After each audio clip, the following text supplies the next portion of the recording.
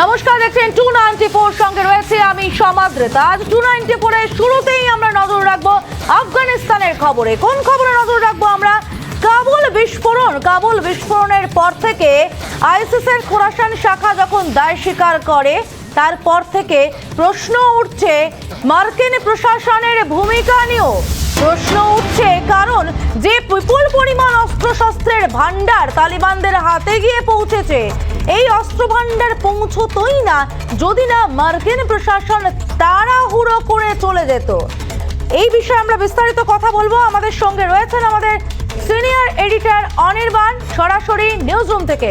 অনির্বাণ, প্রথমেই যেটা জানতে চাইবো তোমার কাছে, যে পরিমাণ অস্ত্রের কথা জানতে পারা যাচ্ছে এবং মার্কিন সাংসদও যে অভিযোগ তুলছেন, সেই অভিযোগের ভিত্তিতে এই মুহূর্তে দাঁড়িয়ে থেকে তুমি প্রথম থেকে বলে আসছিলে কোথাও মুখ রক্ষার জায়গা নেই এই মুহূর্তে বাইডেন প্রশাসনের, সেই জায়গায় দাঁড়িয়ে থেকে আজকের আফগানিস্তান পরিস্থিতির জন্য কতটা দায়ী এই বাইডেন প্রশাসন?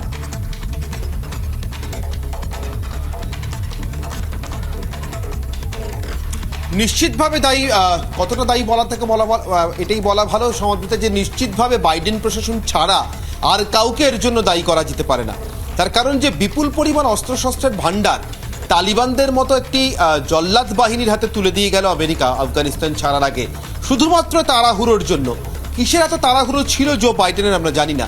ডোনাল্ড ট্রাম্পের বিরুদ্ধে দীর্ঘদিনের অভিযোগ ছিল তিনি নাকি চীনের সঙ্গে সমঝোতা করে বা রাশিয়ান স্পাইওয়্যারের সাহায্যে নির্বাচন জিতেছিলেন, কারচুপি করেছিলেন, নির্বাচনের ফলাফলকে প্রভাবিত করেছিলেন।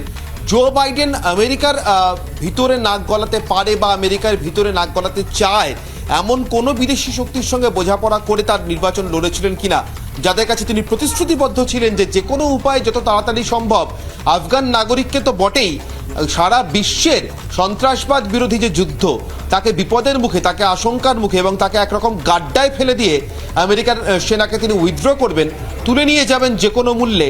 তাতে যদি তালিবানদের মতো এরকম একটি ঘাতক জল্লাদ বাহিনীর হাতে, এরকম একটি অনিয়ন্ত্রিত বাহিনীর হাতে এই হিউজ পরিমাণ, একটা বিশাল পরিমাণ অস্ত্রশস্ত্র এবং গোলাবারুদের ভান্ডারও তুলে দিয়ে যেতে হয়, তাতেও তিনি পিছপা হবেন না। আমরা জানি না তেমন কিছু চুক্তি বা শর্ত জো বাইডেনের সঙ্গে ছিল কিনা, সেটা ভবিষ্যৎ বলবে। কিন্তু জো বাইডেন এবং তার প্রশাসন যা করেছে, তার ফল যে আগামী দিনে শুধুমাত্র উপমহাদেশ নয়, গোটা বিশ্বের বিভিন্ন শক্তিকেই ভুগতে হবে, সেটা এখনই দাঁড়িয়ে বলে দেওয়া যায়। ঠিক যেভাবে ওসামা বিন লাদেনকে জন্ম দেওয়ার ফল আমেরিকাকেই ভুগতে হয়েছিল টুইন টাওয়ার ধ্বংসের মধ্যে দিয়ে, জো বাইডেন আজকে যে বীজ পুঁতে আফগানিস্তান থেকে যাচ্ছেন, সেই বীজের ফল, সেই বীজ যখন গাছ হবে, বহির্ভূ হবে এবং ফল দেবে, তার ফলও কোনো না কোনোভাবে মার্কিনদেরকে পেতেই হবে। যেদিনকে তারা পাবেন সেদিনকে হয়তো তারা বুঝতে পারবেন কি করে গেছেন। শুধু একটা তথ্য তোমাকে দিয়ে রাখি সমাদৃতা, সোমালিয়াতে একটি মার্কিন মিশন ফেল করেছিল, যার ফলে সেই ফেল্ড মিশনের একটা বড় প্রতীক হয়ে দাঁড়িয়েছিল কতগুলো ব্ল্যাক হক হেলিকপ্টার, যেগুলো মার্কিন মিশনে যাওয়া সেনারা রক্ষা করতে পারেননি, সেগুলোকে গুলি করে নামায় জঙ্গিরা। পরবর্তী সময় সেই মিশনের কথা মাথায় রেখে, সেই ফেল্ড মিশনের কথা মাথায় রেখে একটি অস্কারজয়ী সিনেমা তৈরি হয় ব্ল্যাক হক ডাউন। আর এই মুহূর্তে গোটা বিশ্বের 85% দেশের কাছে যে পরিমাণ ব্ল্যাক হক নেই, তার থেকে বেশি পরিমাণ ব্ল্যাক হক তালিবানদের হাতে তুলে দিয়ে মার্কিন প্রশাসন আফগানিস্তান ছাড়ল। কোথায় সোমালিয়ার যুদ্ধে সেই ব্ল্যাক হক ডাউন এবং মার্কিনী অপমান, যে অপমান তারা ভুলতে পারেননি এবং শেষমেশ সোমালিয়াতে তারা প্রতিশোধ নেওয়ার চেষ্টা করেছিলেন, যা নিয়ে পরবর্তী সময় কূটনৈতিক নানা টানাপোড়েনে, আমেরিকার অভ্যন্তরেও রাজনৈতিক নানা ধরনের টানাপোড়েন চলেছে আমরা দেখেছি। কিন্তু শেষ পর্যন্ত সেই আমেরিকান প্রাইড ব্ল্যাক হক, তার 85% মালিকানা তালিবানদের হাতে তুলে দিয়ে বাইডেন প্রশাসন আফগানিস্তান থেকে যাচ্ছে।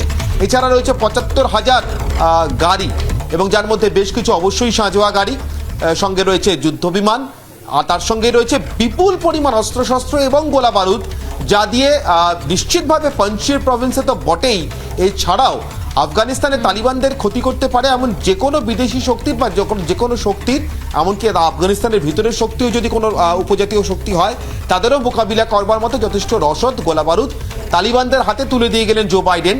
তবে নিশ্চিতভাবে নিরাপত্তা জো বাইডেন দিতে পারেননি, পারবেনও না, তার পূর্বসূরীরাও দিতে পারেননি। মার্কিনীদেরকে ওসামা বিন লাদেনের জন্ম দেওয়া, তাদেরকে লালন পালন করার পর, আইসিসকে জন্ম দেওয়া এবং তাদেরকে লালন পালন করার পর, এবং জো বাইডেনও পারলেন না ভবিষ্যৎ মার্কিন প্রজন্মকে দেশের ভিতরেও, তাদের দেশের ভিতরেও, আর তারা আসলে কতটা বিপদের মুখে ঠেলে দিয়ে গেলেন সমাদৃতা।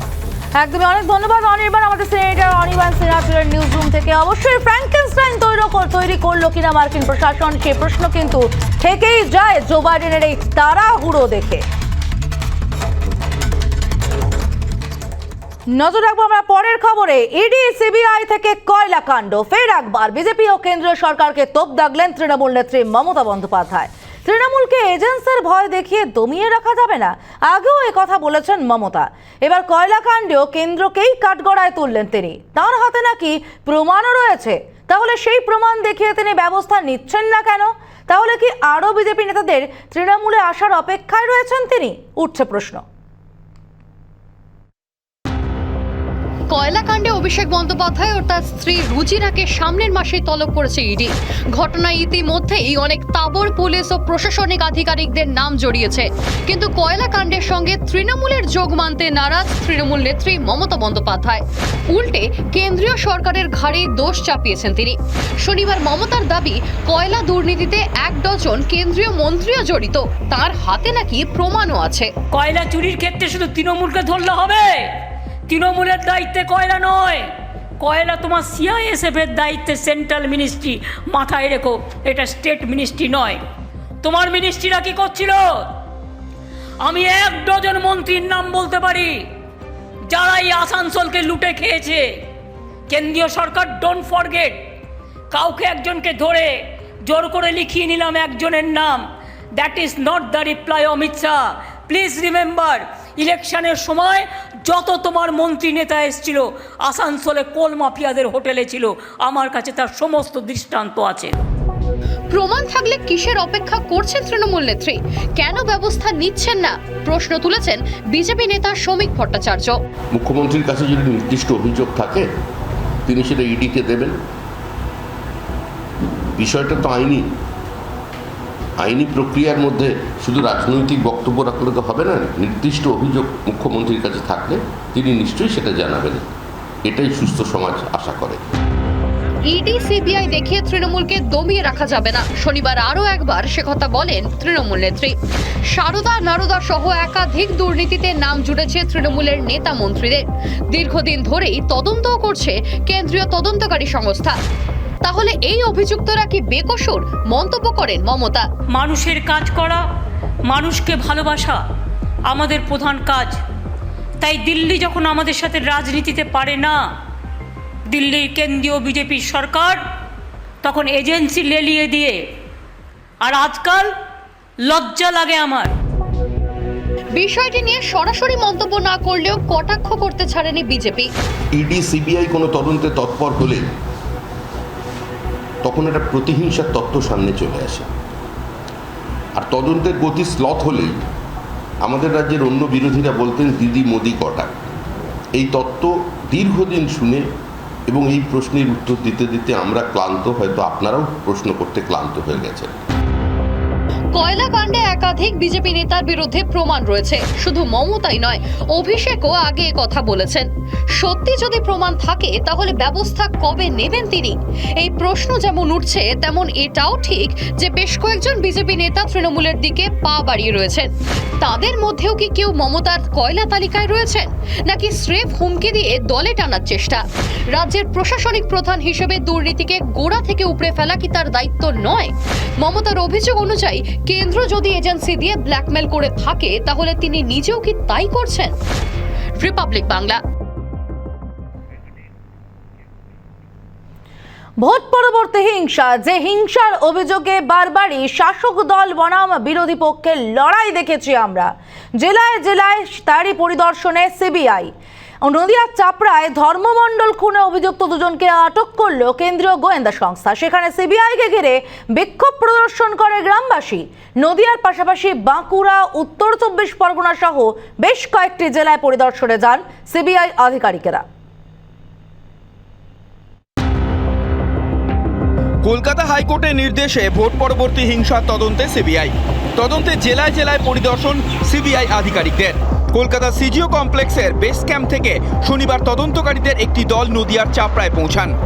সেখানে বিজেপি কর্মী ধর্মমণ্ডল খুনের ঘটনায় দুজনকে আটক করে সিবিআই। অভিযুক্তদের খোঁজে হৃদয়পুরে তল্লাশি চালাতে গেলে গ্রামবাসীদের বিক্ষোভের মুখে পড়েন তদন্তকারীরা। এই 50-55 জন খুন হয়েছেন, এরপরে মাত্র 14টা এফআইআর পুলিশ নিয়েছে। বাকি পরিবারের লোকেরা এফআইআর করছেই না, বলে আমাদেরও মেরে ফেলবে। তো স্বাভাবিকভাবে এগুলো এফআইআর হতে পারে। সিবিআইয়ের লোকেরা যাচ্ছেন, খোঁজ নিচ্ছেন, আমরা তাদের দিয়ে এখনও লেখাচ্ছি। ভোট পরবর্তী হিংসায় জগদ্দলে মৃত শোভারানী মণ্ডলের বাড়িতে যায় সিবিআইয়ের বিশেষ প্রতিনিধি দল। 2রা মে ভোটের ফল ঘোষণার দিন ছেলেকে বাঁচাতে গিয়ে আক্রান্ত হন শোভারানী মণ্ডল। পরে তাঁর মৃত্যু হয়। মৃতের ছেলে সে সময় অভিযোগ করেন, জগদ্দল থানায় জানিয়েও কোনো সমাধান মেলেনি।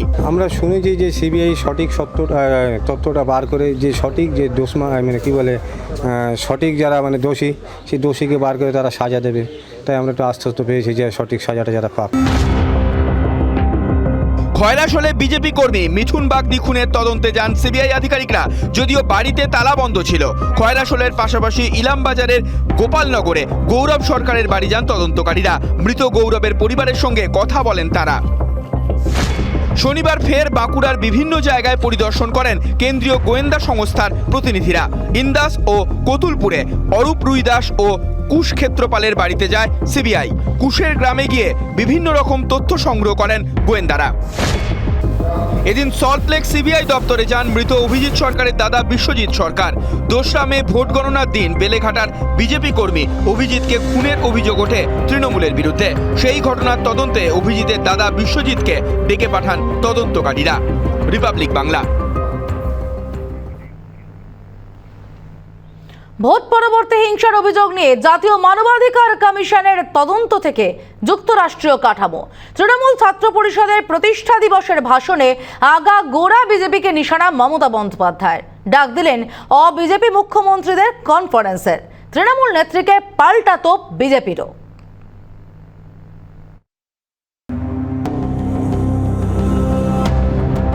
21-এর ভোটে বঙ্গ রাজনীতি মুখর ছিল খেলা হবে স্লোগানে। তৃতীয়বার বঙ্গ জয়ের পর এবার জাতীয় স্তরে নজর ঘাসফুল শিবিরের। তৃণমূল ছাত্র পরিষদের প্রতিষ্ঠা দিবসের ভাষণে ত্রিপুরা, অসম, দিল্লিতেও খেলার ডাক মমতা বন্দ্যোপাধ্যায়ের। ত্রিপুরায় খেলা হবে, আসামেও হবে, সারা ভারতবর্ষে হবে, আর 2024-এ দিল্লিতেও খেলা হবে। দিল্লি সরকার মানে বিজেপি সরকারের বিরুদ্ধে। মনে রাখবেন, খেলা চলেগা, খেলা হোগা। মমতা বন্দ্যোপাধ্যায়ের শনিবারের মন্তব্যের পাল্টা তৃণমূল নেত্রীর বিরুদ্ধে তোপ দেখেছে বিজেপি। স্বপ্ন দেখা ভালো, তাতে শরীর মন ধরনের আবেগপূর্ণ ভাষণ না দিয়ে ত্রিপুরা বিধানসভায় খাতা খুলে দেখান, তারপরে এ নিয়ে আলোচনা হবে। ভোট পরবর্তী হিংসার অভিযোগের তদন্ত নিয়ে জাতীয় মানবাধিকার কমিশনকেও নিশানা করেন Mamata Bandyopadhyay. National human rights commission থেকে শুরু করে যতগুলো সব কমিশনগুলোকে পলিটিক্যাল বানিয়ে দিয়েছেন। লোকটা কোর্টে রিপোর্ট সাবমিট করেছে, he is a BJP man. তার রিপোর্টের ভিত্তিতে আপনি শিখিয়ে দিচ্ছেন। জাতীয় মানবাধিকার কমিশনকে মমতা বন্দ্যোপাধ্যায়ের নিশানার পাল্টা তৃণমূল নেত্রীর বিরুদ্ধে আক্রমণ শানিয়েছে বিজেপি। একজন জাজের যে বেঞ্চ পোস্টপোল ভায়োলেন্সের যে জাজমেন্ট, সেইটা দেখার পরে ওনার এসব কথা কেউ শুনবে না। জাতীয় মানবাধিকার কমিশনের রিপোর্ট যেখানে বলছে পশ্চিমবঙ্গে আইনের শাসন নেই, শাসকের আইন চলে, এর থেকে বড় কিছু আর হতে পারে না। আর হাইকোর্টের এই জাজমেন্টের পরে উনি আপিলে যাচ্ছেন না কেন? বিজেপির বিরুদ্ধে ফের যুক্তরাষ্ট্রীয় কাঠামো নষ্ট করার অভিযোগে সরব হয়ে অবিজেপি মুখ্যমন্ত্রীদের কনফারেন্সের ডাকও দিয়েছেন মমতা বন্দ্যোপাধ্যায়। हम फेडरल स्ट्रक्चर के बारे में एक चीफ मिनिस्टर का एक कॉन्फ्रेंस बुलाने चाहती हूँ। If all the chief ministers are agreed, I will call a meeting regarding federal structure. Trinamool ছাত্র পরিষদের প্রতিষ্ঠা দিবসের ভাষণে মমতা বন্দ্যোপাধ্যায়ের আক্রমণ, পাল্টা তোপ বিজেপির। ঘাসফুল পদ্মফুল কাজিয়ায় শনিবার উত্তপ্ত হল বঙ্গ রাজনীতি। অনুপম পাত্র ও শিবাশিস মৌলিক, রিপাবলিক বাংলা।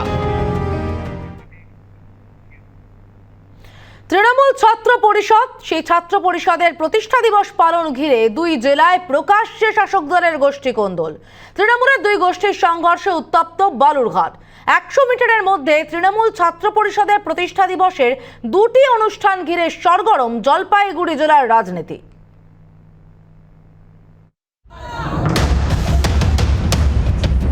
তৃণমূল ছাত্র পরিষদের প্রতিষ্ঠা দিবস পালনকে কেন্দ্র করে ফের প্রকাশ্যে শাসক দলের গোষ্ঠী কোন্দল।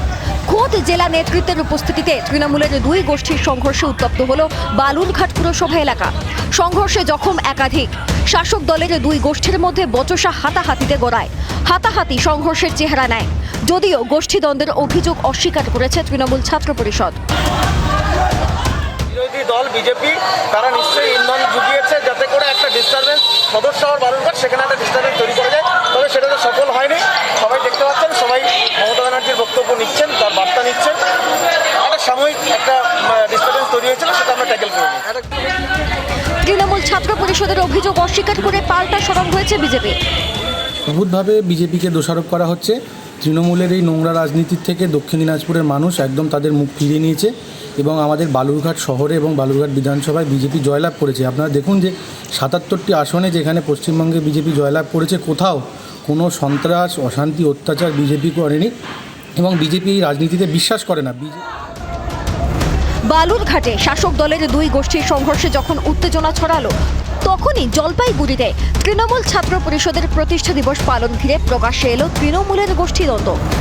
জলপাইগুড়ি টেম্পল স্ট্রিটের একটি ব্যাংকের প্রেক্ষাগৃহে জেলা তৃণমূল ছাত্র পরিষদের কেন্দ্রীয়ভাবে অনুষ্ঠান হয়। এই অনুষ্ঠানের 100 মিটার দূরে থানা মোড়ে আরও একটি প্রতিষ্ঠা দিবসের অনুষ্ঠান হয় তৃণমূল ছাত্র পরিষদের।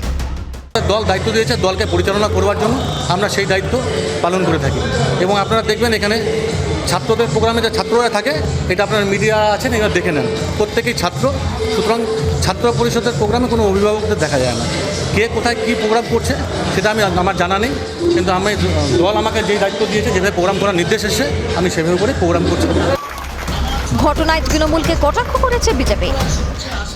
দু জায়গায় তৃণমূলের ছাত্র পরিষদের প্রতিষ্ঠা দিবস পালন হচ্ছে, তবে কোনটা ভুয়ো তৃণমূল ছাত্র পরিষদ আর কোনটা তৃণমূল ছাত্র পরিষদ সেটা সবচেয়ে বড় প্রশ্ন।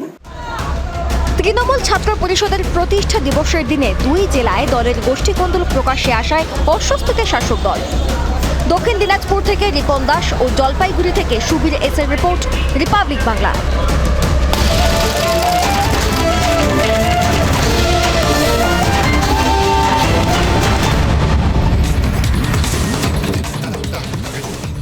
বিষ্ণুপুর পুরসভার টেন্ডার দুর্নীতিকাণ্ডে গ্রেফতার আরও দুই। শ্যামাপ্রসাদ মুখোপাধ্যায়কে জিজ্ঞাসাবাদে নাম উঠে আসা রামশঙ্কর মহান্তিকে গ্রেফতার করল পুলিশ।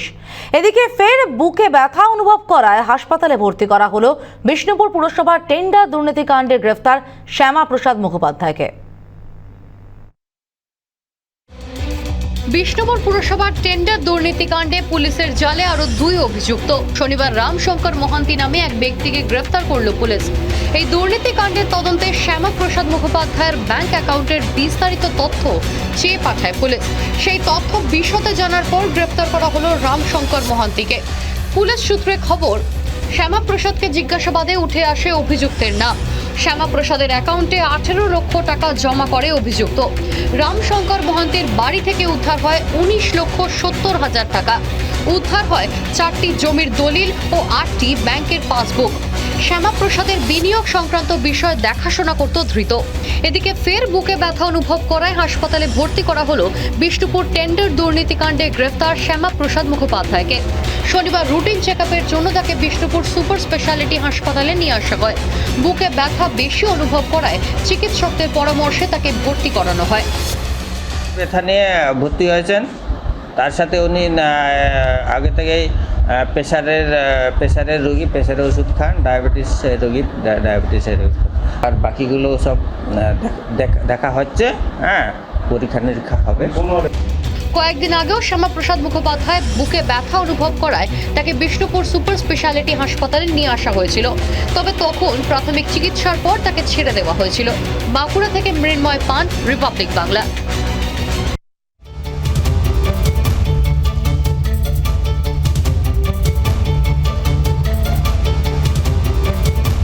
মুর্শিদাবাদ জেলা পরিষদে অচলাবস্থার অভিযোগ। দীর্ঘ 6 মাস সভাধিপতি নির্বাচন না হওয়ার অভিযোগ। এর ফলে সাধারণ উন্নয়নমূলক কাজ আটকে রয়েছে।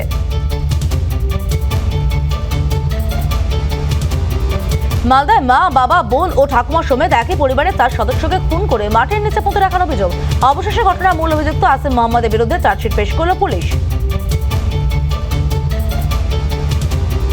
ফের অনির্দিষ্টকালের জন্য বন্ধ হলো অয়েল রিফিলিং সেন্টার থেকে তেল সরবরাহ। বকেয়া দাবি দেওয়া না মেটায় হাওড়ায় ধর্মঘটে অয়েল ট্যাঙ্কার অ্যাসোসিয়েশন।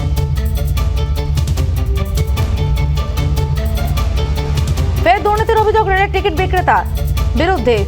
জঙ্গিপুরে জয়রামপুর এলাকা থেকে অবৈধভাবে রেলের টিকিট বিক্রির অভিযোগে এক যুবককে গ্রেফতার করল রেল পুলিশ। তৃণমূল ছাত্র পরিষদের অনুষ্ঠানে উপস্থিত খুনের অভিযুক্ত। বর্ধমান শহরের এই ঘটনায় তীব্র নিন্দা জানিয়েছে বিজেপি।